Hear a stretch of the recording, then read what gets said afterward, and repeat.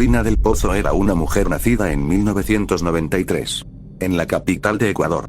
Su vida estuvo marcada por sucesos complicados, partiendo por la pérdida de su padre a raíz de una enfermedad, por lo que quedaría junto con su madre y su hermano Milton. La breve etapa de estabilidad duró hasta el año 2008, cuando perdería a su madre por la misma enfermedad. Es así que se quedaría sola junto con su hermano, enfrentando los problemas económicos que llegaban poco a poco, por lo que buscaría empleo desde su adolescencia. Aunque llegaría a conseguir varios empleos como modelo ocasional, gracias a que era considerada alguien atractiva. El único problema resultaba en que en ninguno de los trabajos le ofrecían el suficiente dinero, de modo que la búsqueda de un puesto más adecuado nunca se detuvo. El martes 19 de febrero de 2013, Karina tenía planes concretos. Debía cobrar la liquidación de su antiguo empleo en el Ministerio de Trabajo, y entregar su hoja de vida en diferentes lugares para hallar un nuevo empleo. Camino durante el cual se encontraría con una amiga de ella llamada María Cecilia Rivera, y continuaron el trayecto en la búsqueda de trabajos convenientes. Llegada la tarde, ambas se reunieron en un bar con Juan Pablo Vaca, un joven que solía cortejar a Karina. Pasaron las horas, y Juan Pablo Vaca insistió en continuar la reunión en su departamento, ubicado en el sector de la Granda Centeno, a unos 4 kilómetros del bar. Karina y María Cecilia aceptaron la invitación. En el departamento, Vaca llamó a 4 amigos más para sumarse a la reunión. La fiesta transcurrió entre copas y cigarrillos, sin mayores inconvenientes para las jóvenes. A la 1:30 de la madrugada, Manuel Salazar ofreció llevar a todos a sus casas en su camioneta. En el trayecto el grupo comenzó a separarse. 2 de la mañana, María Cecilia fue la primera en llegar a su casa. 2:15 de la mañana, uno de los amigos llamado Nicolás León, se bajó del auto. A partir de ese instante, en la camioneta solo quedaron Karina del Pozo, David Piña, y los otros amigos restantes, llamados José Antonio Sevilla y Manuel Salazar. Es aquí donde la historia se vuelve realmente confusa. A la mañana siguiente, el 20 de febrero, Milton del Pozo, hermano mayor de Karina, se dio cuenta de que ella no había regresado a casa. Intentó llamarla pero su celular no tenía respuesta. Preocupado, comenzó a buscarla por todos los establecimientos a los que pudo ir. El 21 de febrero, la familia presentó una denuncia formal por desaparición ante la Fiscalía General del Estado. La investigación comenzó con los testimonios de quienes estuvieron con Karina la última noche. Los primeros en rendir su versión fueron María Cecilia y Nicolás León, quienes aseguraron que no sabían qué había pasado con Karina, pues se quedaron en sus casas mientras ella continuaba en el vehículo. El 22 de febrero, Manuel Salazar y José Sevilla acudieron a declarar. Dijeron que en algún punto del trayecto, Karina se bajó del auto y tomó un taxi. David Piña, el último en declarar el 23 de febrero, también respaldó esa curiosa versión, aunque más tarde se retractaría, asegurando que fue presionado por un oficial para decirlo.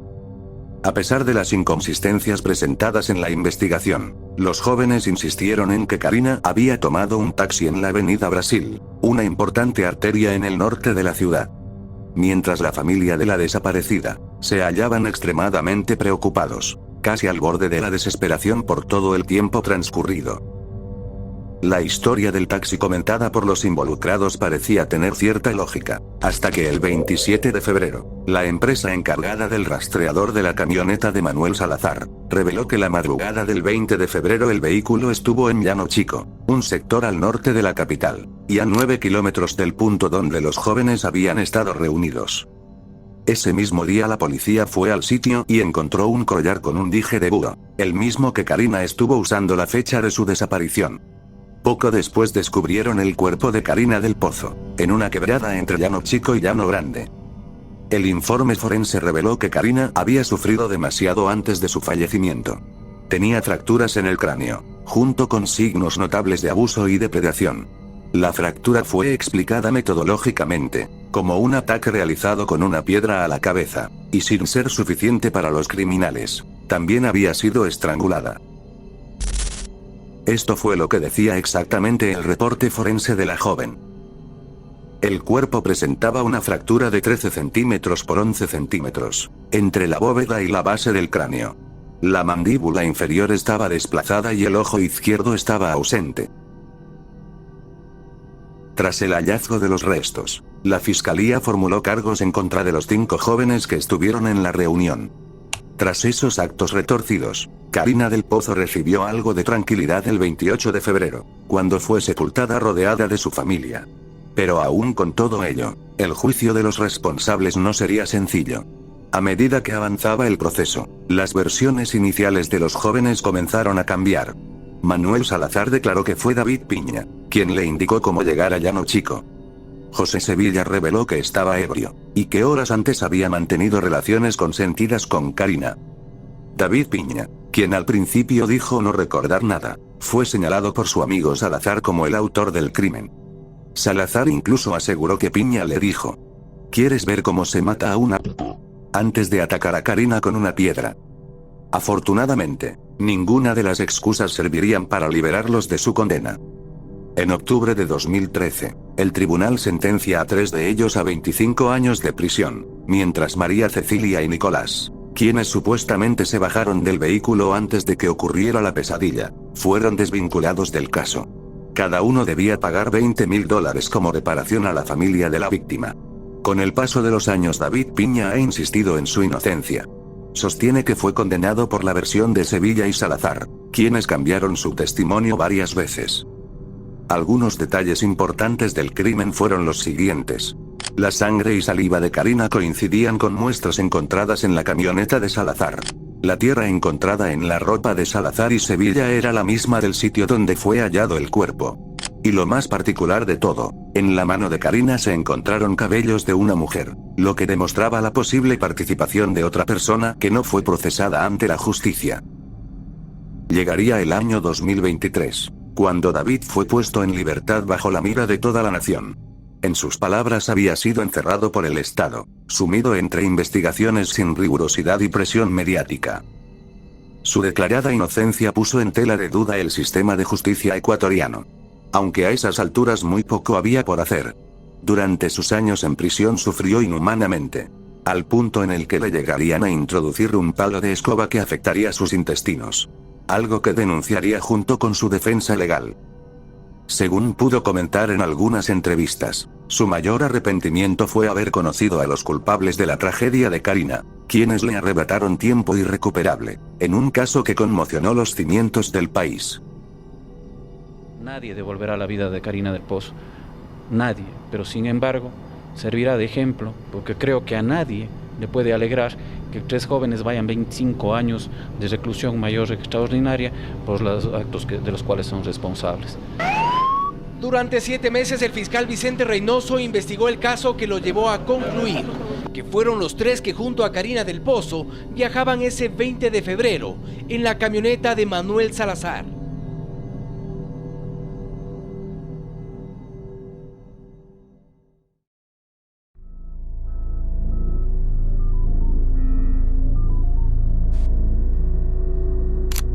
Esto ocurrió en La Libertad, distrito de Guadalupe. Era el 18 de julio de 2021 a altas horas de la madrugada, cuando toda la comunidad quedó conmocionada por el fallecimiento de una empresaria, conocida con el título de la Reina del Pollo. Lo más aberrante del caso era saber quién fue el culpable. Su expareja Elmer Lucano, quien le infligiría múltiples heridas impulsado por los celos, tras encontrarla teniendo relaciones con su nueva pareja. Todo esto quedaría evidenciado a través de las cámaras de seguridad, que a su vez harían virales los últimos minutos con vida de Fiorella.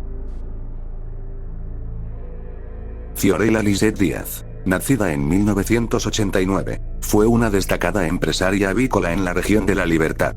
A sus 32 años ya era madre de 2 hijos y se había ganado el reconocimiento en su comunidad, por su arduo trabajo y dedicación en ese sector económico, lo que le valió el apodo de la Reina del Pollo.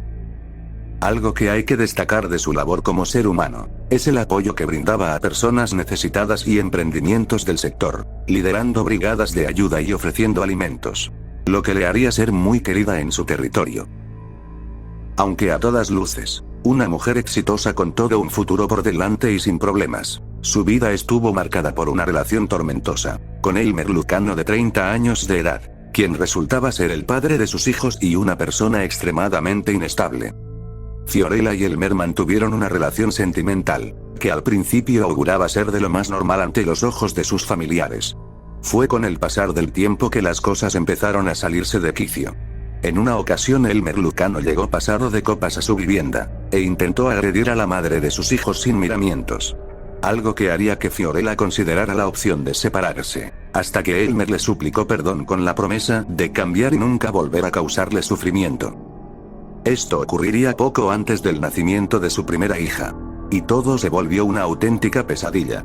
El sujeto resultaba ser muy obsesivo, la celaba con trabajadores y con cuanto hombre viera a su lado, siendo el origen de múltiples discusiones y agresiones, que eran solapadas con promesas de cambiar y dejar de caer en la bebida. Algo que sus conocidos notarían sin problemas, con marcas que presentaba la mujer en su cuerpo. Fiorella decidió poner fin a la relación debido a los constantes episodios explosivos y de acoso por parte de Elmer.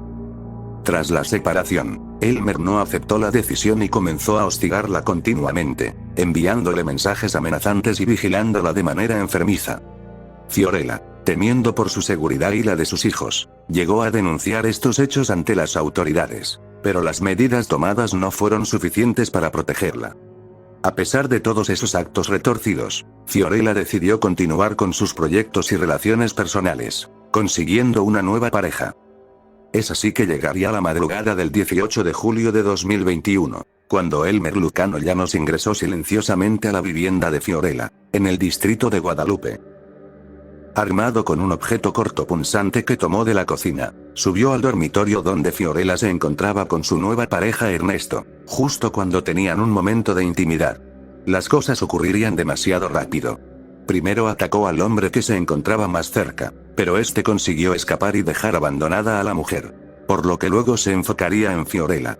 Su enojo desmesurado no se detuvo hasta acabar con la progenitora de sus hijos. El ataque fue registrado por cámaras de seguridad, y sirvió como una muestra fehaciente de la tragedia cometida. Tras cometer el crimen, el sujeto huyó en una motocicleta conducida por su primo. Las autoridades iniciaron una intensa búsqueda y lograron capturarlo en el kilómetro 75 de la carretera hacia Bambamarca, en el sector conocido como La Posada. Durante su detención, Elmer intentó justificar sus acciones, alegando que se nubló al ver a Fiorella con otra persona, pero las investigaciones demostraron que el crimen fue premeditado, evidenciado por su ingreso sigiloso y la manipulación de las cámaras de seguridad antes del ataque.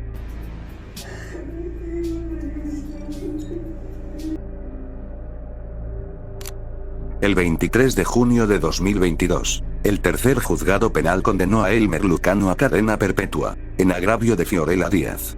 Además se le impusieron penas de 13 y 6 años por los delitos calificados en grado de tentativa y desobediencia a la autoridad, respectivamente. Sin embargo, en octubre de 2022, la tercera sala penal revisó la sentencia y redujo la pena de cadena perpetua a 35 años de prisión.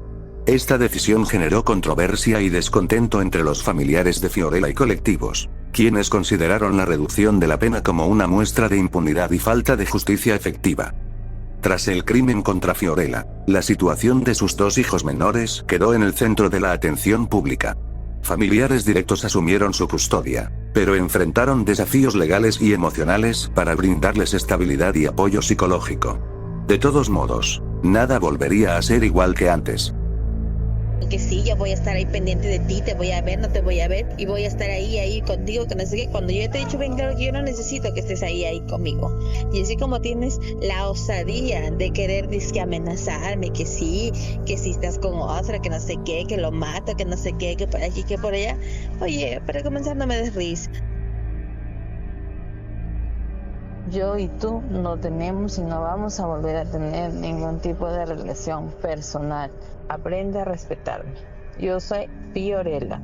No soy gorda, gordita, mi amor, mi vida, mi no sé qué, mi nada, porque no soy nada tuyo en ese sentido.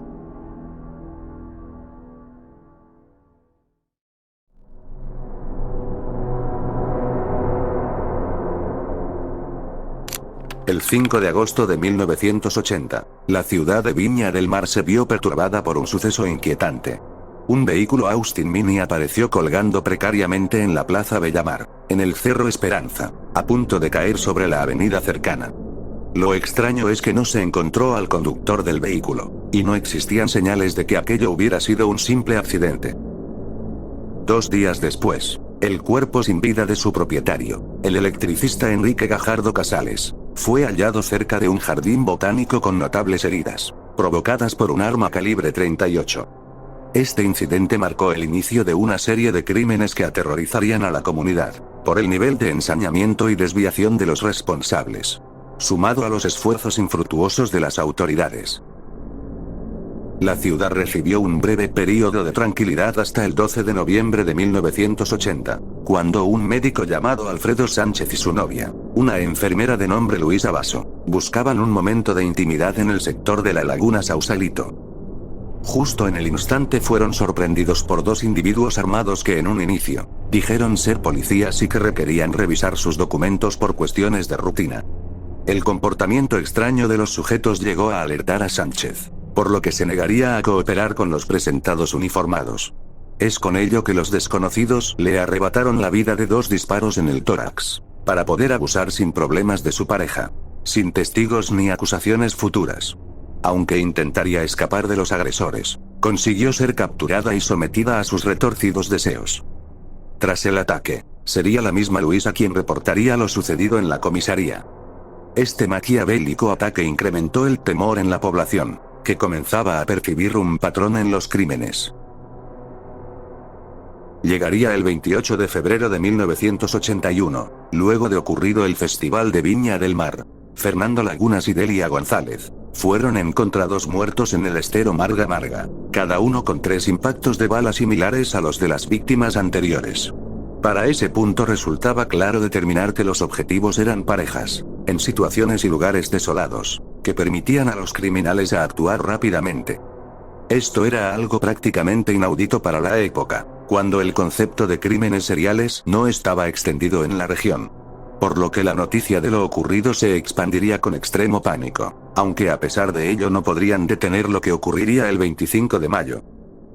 Ese día el taxista Luis Morales Álvarez recogió a 2 pasajeros en el camino Granadilla. Durante el trayecto uno de ellos le atacó por la espalda, para luego bajarlo del vehículo y eliminarlo definitivamente, con el objeto de abandonar su cuerpo en un basural de los alrededores. Aquello era, en cierto modo, muy particular. Su modalidad había cambiado y logrado confundir a los investigadores del caso. Al día siguiente, el 26 de mayo de 1981, Jorge Inostroza y su amiga Margarita Ibaceta iban desgraciadamente junto con su inocente hija, hasta ser abordados en su vehículo por las 2 pesadillas de Viña del Mar. Inostroza perdió la vida de un disparo en la cabeza, mientras que Margarita fue abusada sin piedad con su pequeña cerca de ahí. La crueldad de este ataque, que involucró a una familia entera, conmovió profundamente a la sociedad viñamarina. Y todavía faltaban más seres humanos para sumarse a la lista de los psicópatas. 28 de julio de 1981, el cuerpo de otro taxista llamado Raúl León fue arrojado a una quebrada cerca del Jardín Botánico Nacional. Ese mismo día, Óscar Noguera y Ana María Riveros fueron atacados, con el mismo patrón de todas las anteriores. Nuevamente el 1 de noviembre de 1981, bajo el puente Capuchinos, Roxana Venegas y su novio Jaime Ventura fallecieron mientras compartían un momento juntos. Este sería el último de los crímenes atribuidos a los llamados psicópatas de Viña del Mar. Los primeros crímenes presentaban patrones que sugerían la acción de un criminal en serie. Sin embargo, la falta de evidencia concreta y la naturaleza aleatoria de las víctimas dificultaban la identificación de los culpables. Las autoridades locales, junto con unidades especializadas, comenzaron a analizar las escenas de los crímenes en busca de pistas que pudieran conducir a los perpetradores. En medio de la desesperación por encontrar a los responsables, se produjeron detenciones de sospechosos que posteriormente fueron liberados por falta de pruebas concluyentes. Estas detenciones erróneas desviaron temporalmente la atención de los verdaderos culpables, y generaron controversia en la opinión pública. La investigación dio un giro significativo cuando el cabo Juan Quijada, de la primera comisaría de Viña del Mar, notó comportamientos inusuales en su colega, el carabinero Jorge Sagredo. Sagredo haría comentarios extraños sobre los crímenes difundidos por los medios, y levantaría las sospechas de Quijada, quien intentó corroborar su hipótesis. algo que le llevó a estar más suspicaz tras ver que uno de los retratos hablados correspondía a la apariencia de su compañero. Luego de confrontarlo, Jorge Sagredo confesó su participación en los crímenes y señaló a su compañero Carlos Top Collins con demasiada tranquilidad como coautor de los espantosos hechos. Ambos fueron detenidos el 8 de marzo y dados de baja de la institución. Una vez capturados, los responsables admitieron su culpabilidad en múltiples instancias, proporcionando detalles precisos sobre los crímenes durante los interrogatorios y en el proceso judicial formal. El 8 de enero de 1983, el ministro en visita Julio Torres dictó sentencia condenando a ambos a la pena capital. Esta decisión fue ratificada por la Corte de Apelaciones de Valparaíso, y posteriormente por la Corte Suprema el 17 de enero de 1985. Tras la negativa del indulto presidencial por parte de Augusto Pinochet, Sagredo y Top Collins fueron ejecutados por fusilamiento en la cárcel de Quillota. Este evento marcó la última aplicación de la pena capital antes de su abolición en 2001, y el fin de uno de los casos más emblemáticos del territorio. Yo no juzgo este caso porque no soy para juzgar, ¿verdad? Si hay un delito grande, creo que la muerte no remedia nada. ¿Cómo se siente, padre, usted en este momento como religioso y como ser humano?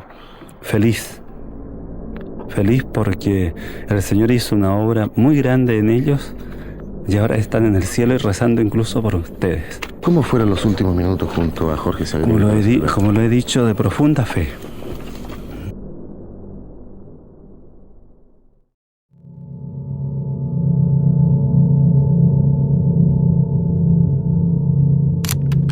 En el sector Enriquillo, ubicado en el kilómetro 8 de la carretera Sánchez, la vida de Reina Isabel Encarnación Morales transcurría entre el cuidado de sus 3 hijos y sus labores cotidianas.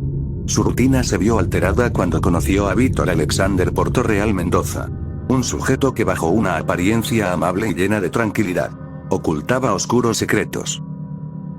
Reina Isabel y Víctor Alexander iniciaron una relación sentimental, que en sus primeras experiencias parecía prometedora. Portorreal Mendoza, conocido en ciertos círculos como chamán chakra, debido a su inclinación por prácticas esotéricas, se integró en la vida familiar ganándose la confianza de Reina y el afecto de sus hijos. A pesar de sus vestimentas y lo que el resto imaginaría, el sujeto no resultaba tener ninguna clase de mal hábito visible. Durante los 2 años que convivieron, no se reportaron incidentes o comportamientos sospechosos por parte de Víctor hacia la familia. La madre de Reina, Brígida Morales, incluso mencionó en entrevistas posteriores, que nunca percibió señales de agresividad en él durante ese periodo. La aparente calma se desmoronó cuando Reina Isabel descubrió que su pareja había agredido a su hija menor que apenas podía hablar. Este descubrimiento fue absolutamente devastador para ella. A través de mensajes, Reina confrontó a Víctor, expresando su indignación y dolor por el crimen cometido. En estas conversaciones ella describió el acto como imperdonable, aberrante y feo. Estas confrontaciones incrementaron la tensión en la relación, generando un ambiente de conflicto constante. Reina también compartió su angustia con una amiga cercana, manifestando sentirse decepcionada, traicionada y con un profundo dolor. Estas revelaciones aumentaron la furia y el temor de Portorreal Mendoza, quien auguraba que ella lo denunciaría a las autoridades. El 4 de febrero de 2018, en la residencia familiar, Víctor Alexander tomó una decisión que los destruiría para siempre. Se sabe que primero atacó a Reina Isabel, causándole múltiples heridas cortopunzantes que le causaron la muerte. Posteriormente, abusó de las 2 hijas de Reina, quienes no llegaban ni siquiera a ser adolescentes, antes de atacarlas. Al día siguiente, el 5 de febrero, tras dormir despreocupado con todos los cuerpos en el interior del lugar, le arrebató la vida al hijo que restaba. Según informes, utilizó corbatas para asfixiarlo, ya que su cuerpo fue encontrado colgando dentro de un guardarropa. Estos actos fueron cometidos en un intento desesperado de silenciar cualquier posibilidad de denuncia, y ocultar sus crímenes previos. Los vecinos de la calle Antonio Álvarez, donde se ubicaba la vivienda de la familia Encarnación Morales, comenzaron a notar la ausencia de la familia y un olor desagradable que emanaba desde ahí. Preocupados, intentaron comunicarse con los residentes sin éxito. La madre de Reina, Brígida Morales, también quiso contactar a su hija. El 7 de febrero logró hablar por teléfono con Víctor Alexander, quien le aseguró que todo estaba bien en casa y que los hijos se encontraban en buen estado, ocultando la realidad de los hechos. Sin embargo, el hedor persistente y la falta de actividad de la familia llevaron a los vecinos a alertar a las autoridades. Al ingresar las fuerzas del orden, encontraron los cuerpos en avanzado estado de descomposición, confirmando las peores sospechas de la comunidad. Tras el macabro hallazgo se inició una intensa búsqueda de Portorreal, Mendoza. Las autoridades recopilaron testimonios de vecinos y familiares, y analizaron las conversaciones entre Reina y Víctor, que evidenciaban las confrontaciones por el abuso que había perpetrado. La presión mediática y el repudio social aceleraron las labores de búsqueda. Por lo que el 9 de febrero de 2018, Víctor Alexander fue capturado en el sector 30 de Mayo, en el Distrito Nacional. Durante los interrogatorios confesó haber cometido los crímenes, expresando remordimiento por sus acciones, y pidiendo perdón tanto a los familiares de las víctimas como a la sociedad en general. También mencionó que no todo lo que se había divulgado correspondía exactamente a lo sucedido, aunque no ofreció detalles adicionales. El 9 de enero de 2019, tras evaluar todas las pruebas, el tribunal declaró a Víctor Alexander Portorreal Mendoza culpable de homicidio voluntario, incesto y abuso, condenándolo a 30 años de prisión, a ser cumplidos en el Centro de Corrección y Rehabilitación de San Pedro de Macorís. Antes de escuchar su sentencia, Portorreal Mendoza rompió el silencio que había mantenido durante todo el proceso judicial. Me declaro culpable de los hechos que se me imputan. Pido perdón a la familia de Reina y a toda la sociedad. Miren, en una audiencia que duró más de 10 horas, el primer tribunal colegiado del Distrito Nacional aplazó para este miércoles a las 10 de la mañana el juicio de fondo que se le sigue a Víctor Alexander Portorreal, acusado de quitarle la vida a su pareja y a los 3 hijos de esta. Los padres y abuelos de los fallecidos aseguran que la muerte de su hija y sus nietos se originó porque el imputado se enamoró de su hijastra de 5 años. Porque sádicamente todo lo que él hizo fue premeditado.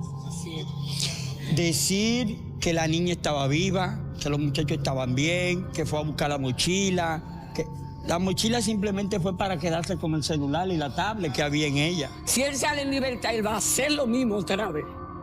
Entonces, él tiene que pagar. Y que se arrepienta ahí de lo que dice.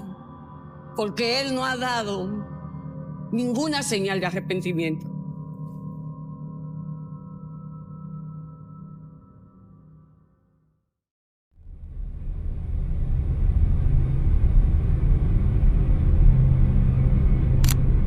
El 14 de mayo de 2021, el municipio de Atizapán de Zaragoza se convirtió en el escenario de uno de los descubrimientos más aterradores en la historia criminal del país. La desaparición de una mujer llevó a la policía hasta la casa de un sujeto aparentemente inofensivo, Andrés Mendoza Celis, que había vivido durante décadas en la colonia Lomas de San Miguel sin levantar sospechas.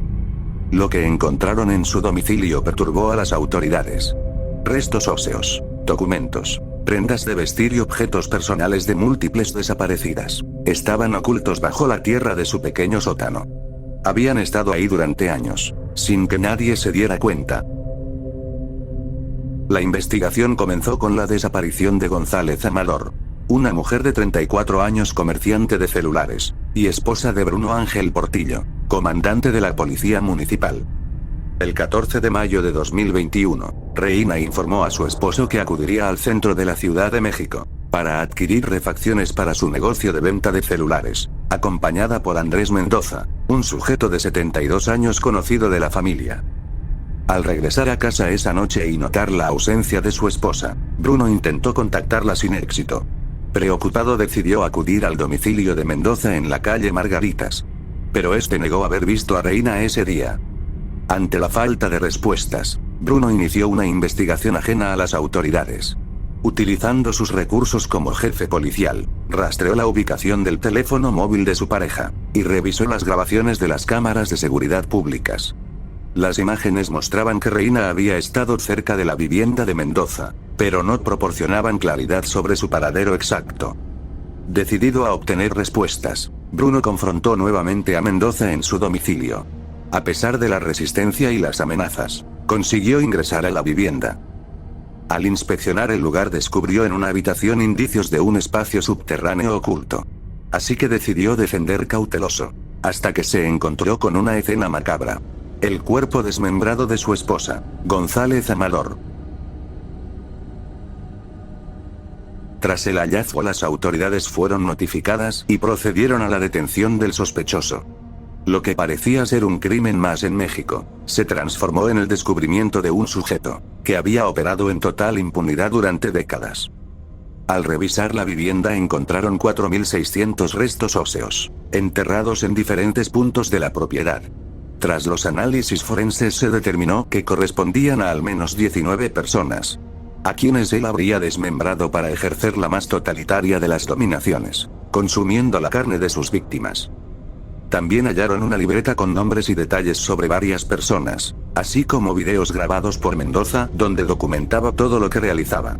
Entre los objetos encontrados estaban identificaciones oficiales, calzado y accesorios femeninos, fotografías de mujeres desaparecidas, junto con las cintas y grabaciones que fueron halladas. A primera vista, Mendoza era un sujeto sin ninguna particularidad. Nació en Oaxaca en 1947, y se trasladó a Atizapán de Zaragoza en los años 80. Nunca se casó ni tuvo hijos. Se ganaba la vida de manera irregular y tenía conocimientos de carnicería, ya que había trabajado en rastros municipales. Era conocido en su comunidad como un hombre servicial, por lo que incluso participó en el Consejo de Participación Ciudadana en el 2015. Sin embargo, detrás de esa apariencia de vecino ejemplar, se ocultaba un criminal meticuloso. Su planificación era siempre similar. Ganaba la confianza de sus víctimas, las invitaba a su casa y ahí las atacaba. No habían señales de violencia en su hogar, ni siquiera testigos. Sus muertes fueron meticulosamente planeadas y ejecutadas con precisión. Tras su captura, Mendoza fue sometido a múltiples juicios. Su primera condena llegó el 18 de marzo de 2022, cuando fue sentenciado a prisión vitalicia por el crimen de Reina González. Para 2024, acumulaba 8 sentencias comprobadas, sumando más de 400 años de prisión en términos absolutos. El caso conmocionó a México y expuso las fallas en los sistemas de búsqueda y justicia para las mujeres desaparecidas. Muchas de sus víctimas llevaban años reportadas, pero nunca fueron investigadas correctamente hasta que él resultó capturado. Como si el horror fuera poco, presuntamente se comió los restos de algunas de ellas. Me haces mucha falta. Al ver la entrevista, Silvia sintió otra vez dolor por su sobrina Flor. Desapareció hace 4 años. Es un demonio, que es un demonio que no tiene perdón de Dios. Él confesó el homicidio de por lo menos 30 y según las autoridades, hasta que derrumben la casa, sabrán exactamente cuántas víctimas hay aquí.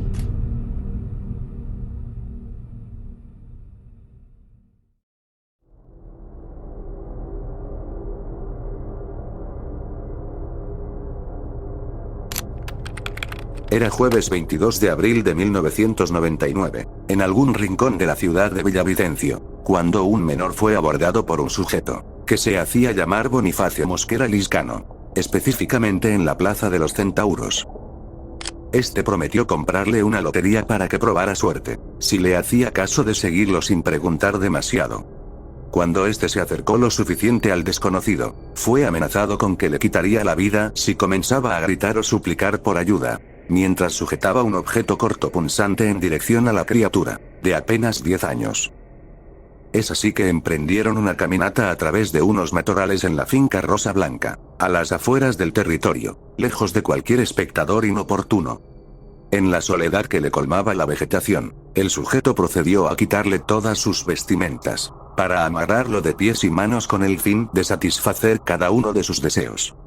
No obstante, aún con el terror y las amenazas dichas, el menor daba alaridos y gritaba por ayuda con todas sus fuerzas, alertando a un joven en condición de persona sin hogar, que supo acercarse para saber qué es lo que estaba ocurriendo en esos lares. Presenciando una escena extremadamente asquerosa, y avisando al criminal que ya no se encontraban solos. El valiente joven intentó ahuyentarlo lanzando piedras y todo tipo de objetos que tenía a la mano, mientras que Bonifacio hizo como pudo para defenderse con el arma según se escapaba. tiempo que supo aprovechar el joven para desatar al menor y salir corriendo despavoridos. Se menciona también que Bonifacio los estuvo persiguiendo hasta cansarse, debido a que tenía una condición en su pierna que le hacía arrastrarse de forma desequilibrada. Lo importante es que al final dieron aviso a las autoridades, quienes realizaron una búsqueda por todo el perímetro, esperando durante horas que el criminal saliera de la espesa vegetación. El operativo al final dio resultados, cuando recibieron información de que un sujeto de baja estatura y camisa a cuadros, tal y como había descrito el menor, se hallaba saliendo tranquilamente de la zona. Bonifacio fue capturado mientras se iniciaba una investigación, dado que en el país se vivía una atmósfera de absoluto terror, con los hallazgos de decenas de cuerpos de menores regados en diferentes lugares. Es así que la bestia cayó ante las autoridades. El criminal, cuyo verdadero nombre era Alfredo Garavito. Garavito nació el 25 de enero en 1957, en la localidad de Génova. Creció en una familia disfuncional, en la que contaba haber sufrido todo tipo de inclemencias. Desde un entorno hostil gracias al temperamento explosivo de su padre, sumado a varios abusos recibidos por conocidos de la familia y la comunidad. Algo que le serviría para intentar explicar la razón de todos sus actos perpetrados. Quizá sus primeras víctimas fueron sus hermanos pequeños, a quienes acariciaba sin que ellos se dieran cuenta. Esta desviación por el sufrimiento ajeno y la dominación surgió desde temprana edad. Junto con sus preferencias y recuerdos retorcidos, intentó atacar a un menor siendo apenas adolescente. Algo que le haría ser repudiado por su progenitor, al tener preferencias hacia los de su mismo sexo, más que por su acto criminal. Tras ser expulsado de la familia, surgieron varias cosas que marcarían las experiencias de Garavito. La primera era la religión cristiana y sus contrapartes. La segunda era el consumo de bebidas de manera desenfrenada. Y la tercera, por supuesto, el abuso irremediable de cuanto menor se encontrara en el camino. Alfredo Garavito sobrevivía cometiendo actos delictivos para tener recursos económicos, mientras buscaba potenciales víctimas para saciar sus instintos más bajos. Esta obsesión lo llevaría a no tener suficiente con los abusos. Necesitaba algo más. Necesitaba causar el máximo dolor posible, tal y como él aseguraba que había sufrido en las etapas más tempranas. Su primer crimen, que llevó a la muerte de una de sus víctimas, ocurrió en un parque, a altas horas de la noche, cuando se hallaba bebiendo sin nada aparentemente planificado. Es ahí que encuentra a un menor llamado Juan Carlos, quien le hace sentir deseos muy particulares. Esos impulsos carnales que le llevaron a raptarlo y abusar de él, junto con ese deseo de arrebatarle la vida a la criatura. Esa fue la primera víctima mortal de la bestia. La primera de más de 200 menores confirmados, sumados a otros centenares de los que se había aprovechado sexualmente. Desde 1992 hasta 1999, Garavito escalaba con cada uno de sus crímenes. Se comentaba que solía despedazar sus miembros, atacarlos y decapitarlos mientras abusaba de ellos para ver sus entrañas salir a través de los cortes. Los quemaba, los amarraba y obtenía placer con el dolor causado a las criaturas más inocentes de la sociedad. Llegaba a tal punto su mente perturbada, que solía dejar decenas de cuerpos en una misma zona. Algo que haría pensar a las autoridades que se trataba de alguna organización. Porque les resultaba imposible considerar que un solo individuo pudiera hacer todo ello solo. Pero las evidencias les llevaron a investigar la figura de Garavito. Entre las botellas que dejaba, sus cigarrillos y pisadas que demostraban que tenía un problema al caminar, pudieron hacer un perfilamiento bastante acercado.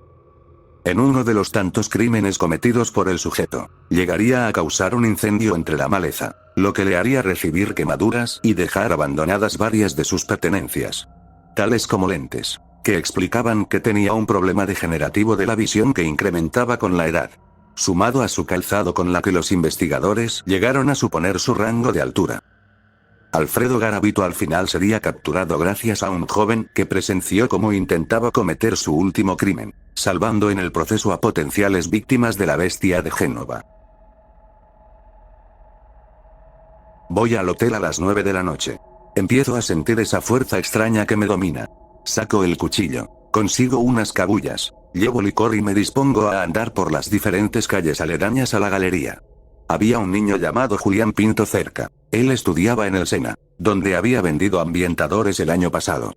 Estaba ofreciendo tintos. Le hablo. Lo convenzo para que me acompañe.